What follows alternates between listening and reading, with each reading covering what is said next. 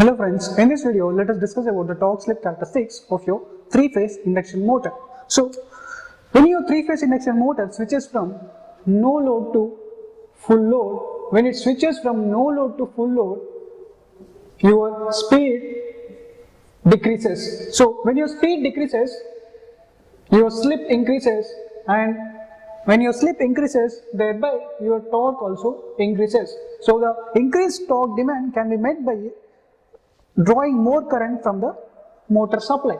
So here this torque ultimately depends on your slip of your induction motor. So the behavior of your motor can be analyzed or judged by sketching a curve which is obtained by plotting the torque Tm developed by your motor against the slip of your induction motor.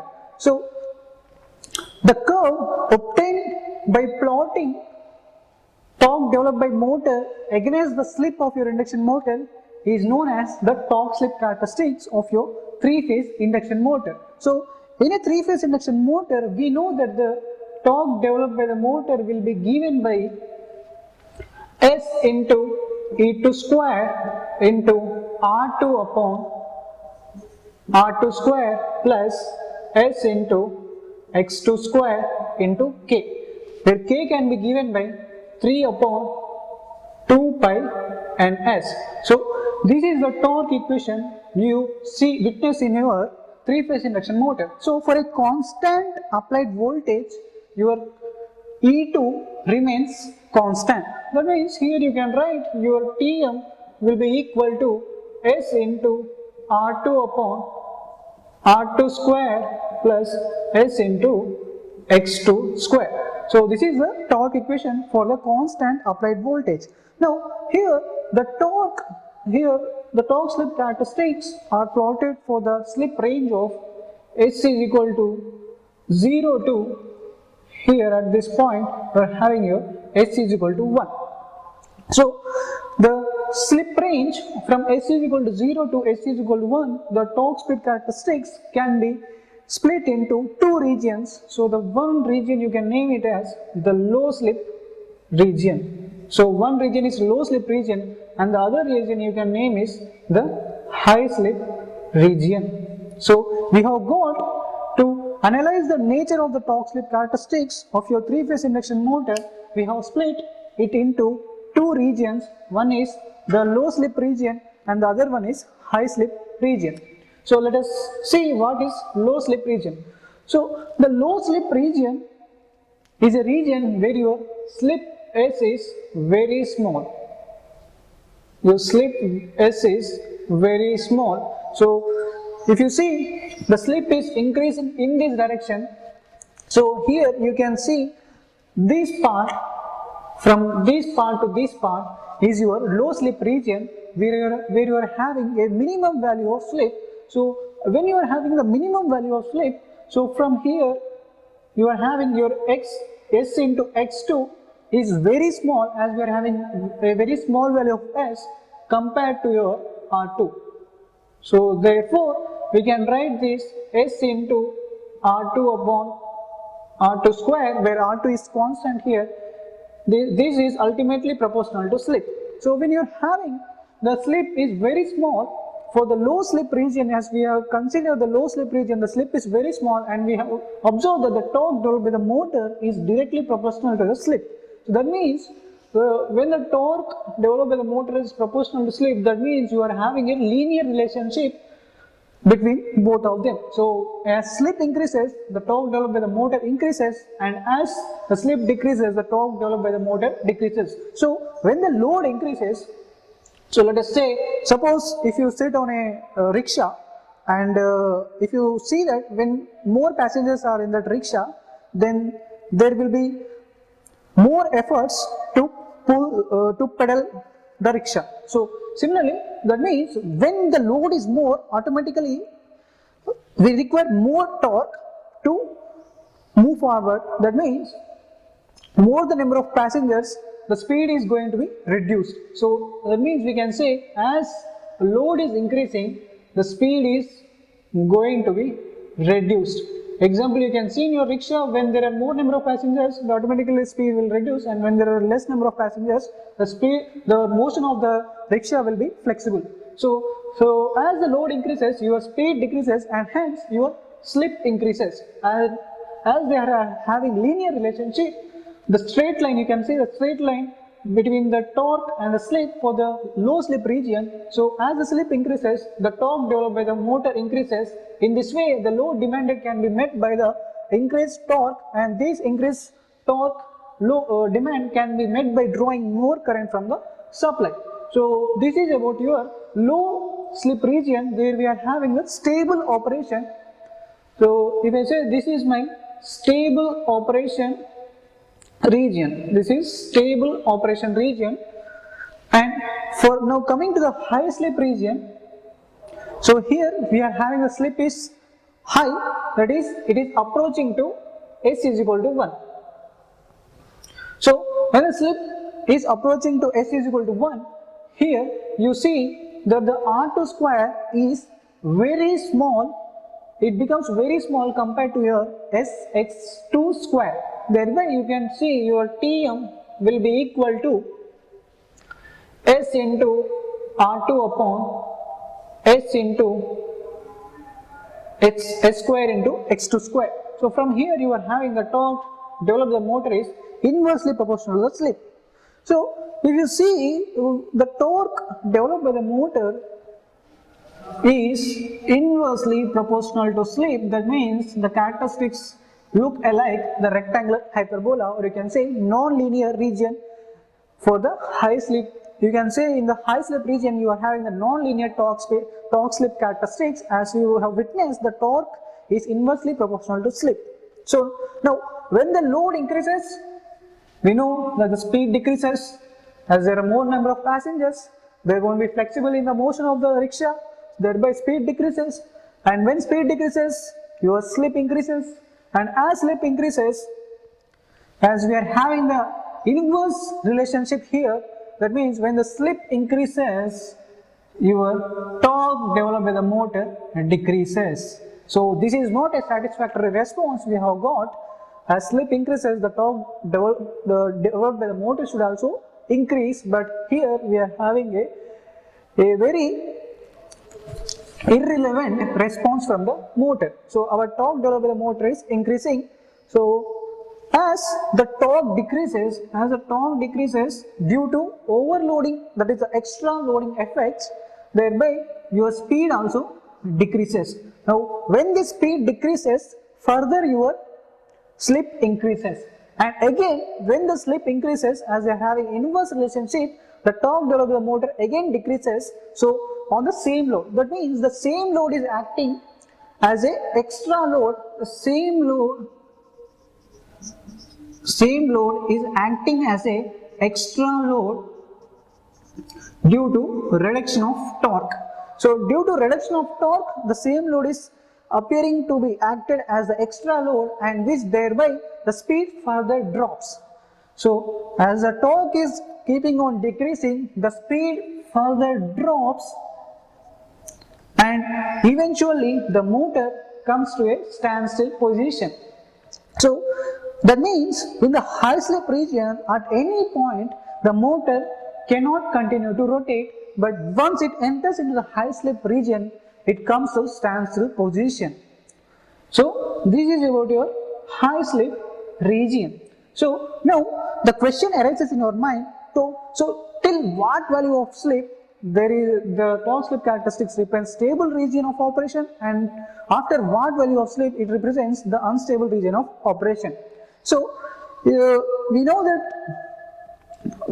in low slip region, so if you take your low slip region, this is your low slip region and this is your high slip region. So in the low slip region, we have seen that as the load increases, the speed decreases, and as speed decreases, your slip increases, and thereby the torque developed by the motor increases, and this torque developed by the motor will be supplied, will be supplied from the mains. That is the motor will draw more current from the supply. Now you can see we are having the inverse relationship in the high slip region. So what happens is, every motor has a limit to produce its own torque. So as each human being is having its own capability to remember things or to have its own potential, so similarly every motor has its capacity to develop torque. So the maximum value of torque developed by the motor as load increases is Tm, and this Tm occurs when your slip Hc is equal to Sm. That means, so when the slip moves from S is equal to 0 to S is equal to Sm, where at S is equal to Sm you are having the maximum torque. So this point is T maximum, and here you are having the S is equal to S maximum. So this is S maximum. That means from this point to this point your motor continuously operates in a stable region, and from this point to this point for any point in this high slip region the motor cannot continue to rotate. So what happens is, so till this point the motor continues stable operation. So if the load further increases, the motor slip dominantly pushes the motor into the high slip region where the motor comes to a standstill position. That means this is the torque, the maximum torque. Here it is nothing but it is acting as a breakdown torque also. So your maximum torque is also known as the breakdown torque or pull out torque. So this is the maximum torque and this is the breakdown torque, because as you increase the load further it enters into the high slip region, and in the high slip region at any point the motor cannot continue to rotate. That's why this torque can be also called as a breakdown torque. Now coming to the full load torque, let us understand what is full load torque. So we have seen in the low slip region, as the load increases the speed decreases, and as speed decreases the slip increases, and the Tm also increases to demand the load to satisfy the load demand. So and this increased torque will be met from the more current drawn from the supply. Now the load which the motor can drive safely, and due to such load the current drawn from the supply is also in the safe limit. So such condition is known as your full load condition. So the load which the motor can drive safely, and due to such load the current drawn from the supply is also within the safe limits from the temperature point of, that is from the point of view of temperature rise. So then that condition is your full load condition. So let us say this is the point O, and let us say here at the point C we are having the full load torque under full load condition. Let us say this is the point A, we are having the maximum torque, and this is the region. So let us say this is the point B. So this is your starting torque.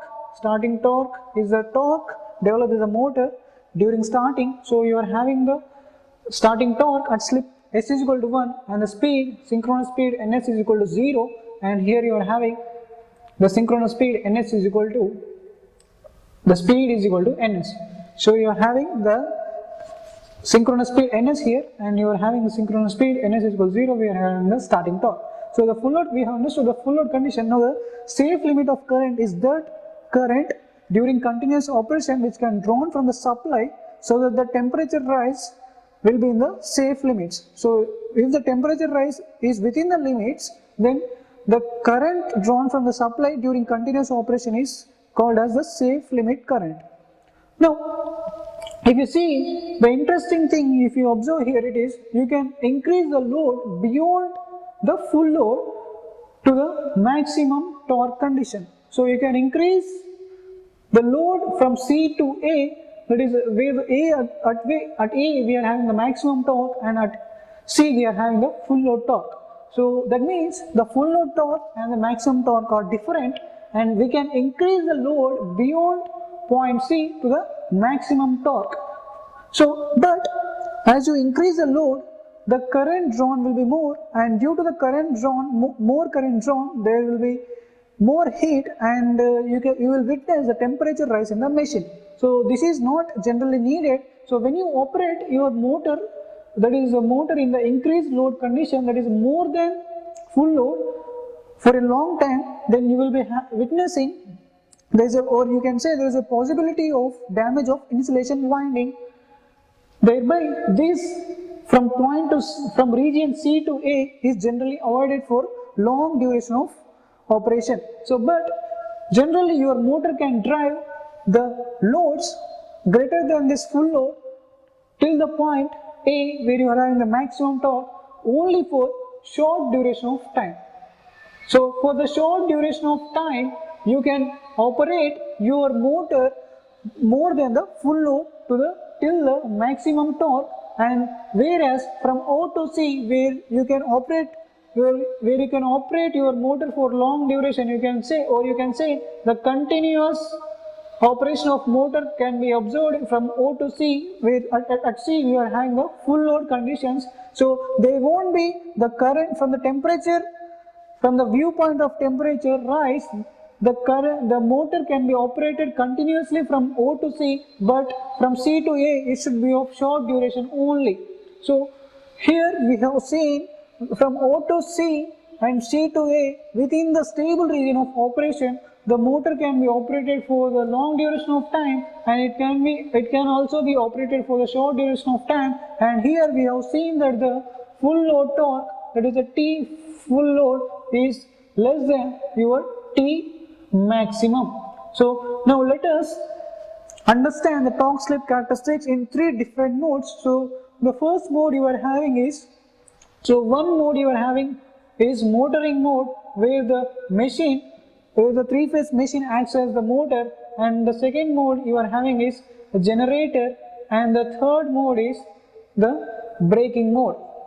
So let us discuss one by one after one all these three modes. So initially coming to the motoring mode. So in the motoring mode, the rotor is rotated in the same direction of the rotating field produced by the stator currents. So if the rotating field is rotating anti-clockwise, then the rotor will also rotate in the anti-clockwise in the motoring mode. And in the motoring mode, the torque developed will be from 0 to full load torque. So you will be witnessing the torque from 0 to full load torque in the motoring mode, and the slip will vary from S is equal to 0 to S is equal to 1. So we know that slip is defined as the ratio of difference of synchronous speed to actual rotor speed upon synchronous speed. So at no load condition, your synchronous speed, the actual rotor speed will be almost equal to the synchronous speed. Therefore, your slip will be equal to 0. That is at no load condition. So at no load condition, you are having the slip S is equal to 0, and you can say at standstill condition, where your rotor speed is equal to 0, that means you are having the slip is equal to 1. So in this, you can move from the no load rotor speed, actual rotor speed, to the full load, or you can say the standstill condition of the rotor. So generally we will be witnessing the standstill condition in the high slip region. So that means this whole region represents the motoring mode of your three-phase induction motor, and here the actual rotor speed will be always less than the synchronous speed. So once it reaches the synchronous speed, it comes to a standstill position, because you will be witnessing your slip S is equal to 1, and in the S is equal to 1, it falls in the high slip region, and no point in the high slip region can support your motor to rotate. So this is about the motoring mode. Now coming to the generating mode. For the generating mode, your slip must be negative. So if I draw it here, so let us say this is my motoring mode. So this will be my motoring mode, and the generating mode will be like this. And if I move it from like this, this will be this region. So this region will be representing, if I say this is my slip, this is the slip, and here the slip is negative. So you are having, let us say this is the torque, and this is the slip, and you will be witnessing this 2 into ns synchronous speed, and this will be ns synchronous speed from 0 to 1. So that means your slip is moving from in this direction, and your slip will be equal to 1 here. You are having the slip 1, that means the slip S is greater than 1 and slip S is equal to 0 to 1 in the motoring mode and slip S is less than 1 in the generating mode. So this part represents your generating mode. So in the generating mode, you will be witnessing you are having the negative torque. This is the negative torque and you are having the negative slip. So that means, so as the slip is less than 1, that is the negative slip in that where the speed is 2ns. So if you see here the slip, to get the negative speed, that is a negative slip, the NR should be greater than NS. So when you rotate your motor to a speed greater than synchronous speed, then the motor will act as a generator. So generally, but here for the induction motor cannot be normally used as a generator because of various reasons. So the first reason is you need reactive power to be supplied for the generator. Now let us see why reactive power is required for the induction motor to act as generator. So the first reason is the reactive power is required to supply energy to the magnetic flux. So to supply energy to the magnetic flux, linking the stator to rotor, we need reactive power, and the other reason is to supply magnetic flux losses occurring in the stator winding and the rotor winding. The third reason is to excite or for magnetization of the stator and armature circuits. You can say to magnetize the magnetic circuits, we require the reactive power. So generally, if you see the equivalent circuit diagram where we are having that is a stator impedance and neglecting the copper losses, this is your magnetizing component, and here you are having the rotor reactance and this will be the rotor resistance referred to the stator. This is your rotor reactance referred to the stator. So here if you connect it to grid, let us say this is our grid. So if you connect it to grid, the real power will be supplied to the grid. So the real power will be supplied to grid, but it will take the reactive power from the grid. So that means we require a prime mover.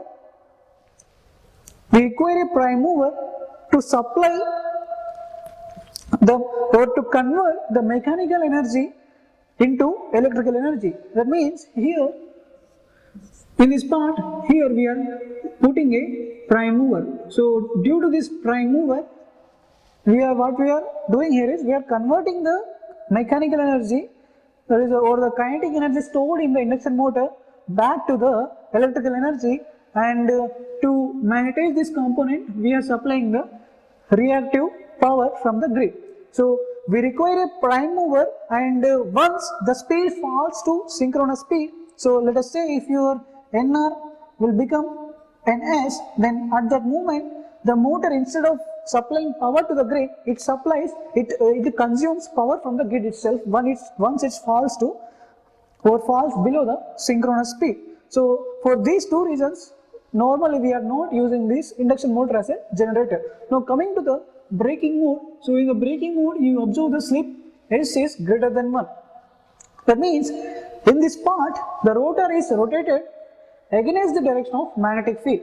So if the rotor is rotated against the direction of rotation of magnetic field, you will be having the slip S is greater than 1.